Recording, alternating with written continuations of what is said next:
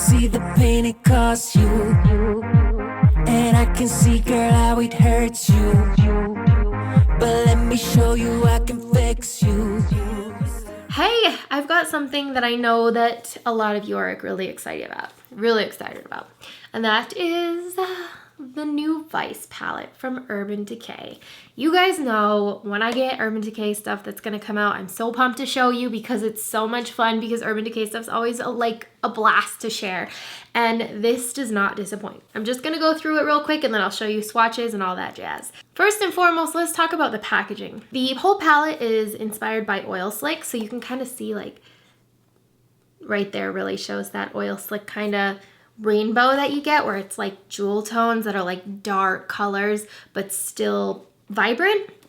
And the outside has this really cool, almost broken glass shattered effect, and then it's got it's this overlay of that kind of jewel tone rainbow. Then you open it up and you've got the biggest mirror on the face of the earth, along with 20 eyeshadows. And this is in very Vice palette fashion. It kind of follows the trend. The one thing I'm kind of bummed about is it doesn't have the thing that I love about Vice palettes. So this is the limited palette that came out earlier this year.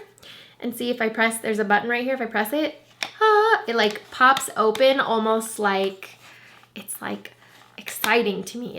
It's like almost magical, where it's just it makes me like, I think it should have light coming out of it, and like it's a holy thing. So it's a magnetic closure, but even though it doesn't open on its own, it still has a hinge so that this palette is actually usable. The mirror is usable. I like to say that if palettes have a mirror and they don't have a hinge, that they need palette Viagra, because it always confuses me. For example, I love Saucebox, but this is the cardboard example. So it has the mirror, but it falls completely flat. So unless, you know, you're leaning it up against something, you're not going to be able to use this mirror unless you're holding it. I've always loved the Vice palettes because they open to the perfect angle. When you have this on a table, I could see my entire face right now, and it's a huge mirror, so I could do all of my makeup with this palette. So I've always said this, but I think that the Vice palettes are great to travel with just for that reason. That being said, let's move on to the colors. My eye is watering right now, and it's really frustrating because I can like feel it, and I don't want like this jewel tone tear to come down my face. We've got 20 eyeshadows here. Very cool toned palette. So there's only a couple really warm tones. We've got Flame down here, a couple of these. I mean, even this one, 1985, is still like a coolish toned purple. Well, it's like a red based purple, I guess, so that's not really true. Fastball is warm, but the majority of the colors here are more blue based, more cool toned. So keep that in mind. The palette is jewel tone colors, which generally are more on the cool tone side. So there is that. Lots of different textures here. There's a lot of shimmers, which is kind of what you'd expect from Urban Decay, so that's no surprise. There are more mattes in this palette than any other Vice palette. Vice palettes generally have like 2 mattes. This one has 4.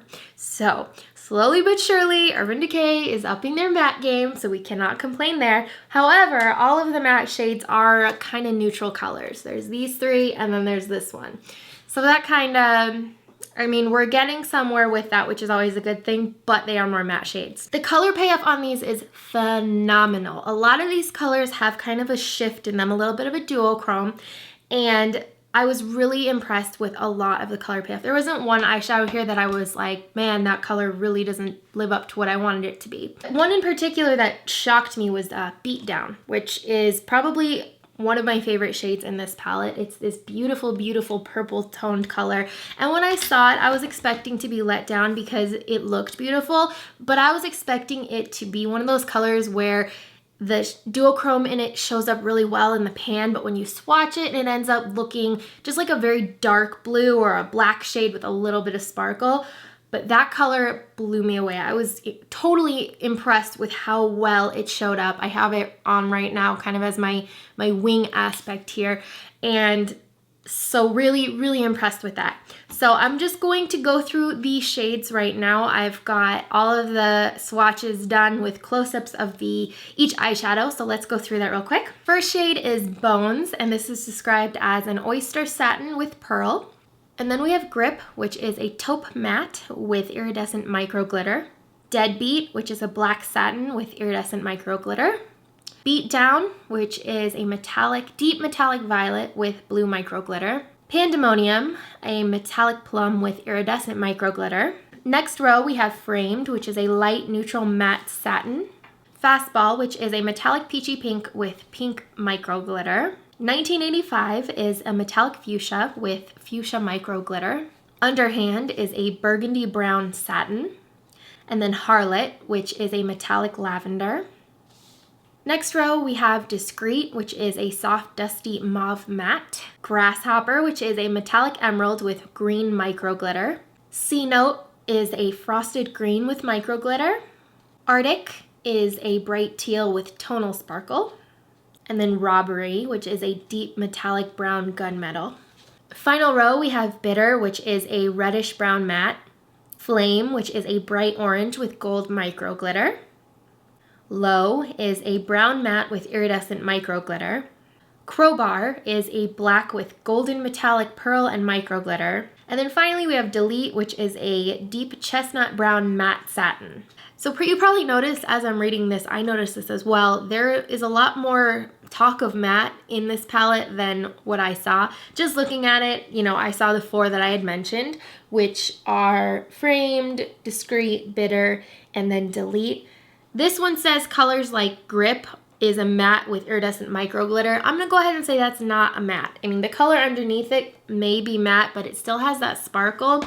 So keep that in mind. Something else I did notice with this when I was playing with the darker colors yesterday, fallout was an issue.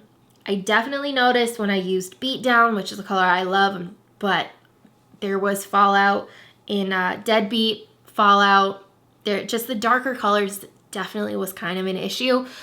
It's not enough of a deal breaker for me though, because the colors here are absolutely beautiful. The texture, consistency, pigmentation, everything is really nice. So if I'm using those dark colors, after I put the color on my brush, I'm gonna make sure to tap it really well flick it with my finger, tap it on the side of my table, whatever, to get off all the excess, or just apply the eyeshadow before my foundation, wipe off any extra, you know, any of the tricks for fallout, but I did kind of notice it with these. Although when I was applying my makeup today, which I did a tutorial, it'll be up on Friday, I didn't notice it so much. Yeah, no, I didn't. And that could be because when I applied Beat Down as my angled liner here, I was using an angle brush. So maybe it was because I wasn't using like a big fluffy brush. Something I wish that Urban Decay would do in general is just a nice duochrome palette, just whites with a different like reflex in them. Because as I was applying these colors, I did this makeup look with the Vice palette, but I cheated and I ended up using, where is it? From Inglot. This accented the jewel tone greens and teals so well that I couldn't not use it. Do you know what I mean? I just think that if Urban Decay came out with a palette or just like even a small palette that had pressed eyeshadows that were that same kind of like a white with green flash or white with pink flash with blue flash, it would just accent everything so well. Of course, that's totally besides the point and not really about the Vice 4 palette. I'm just saying, Urban Decay, if you're watching, you need somebody to like help you make a palette. I know a few things. I know what you need.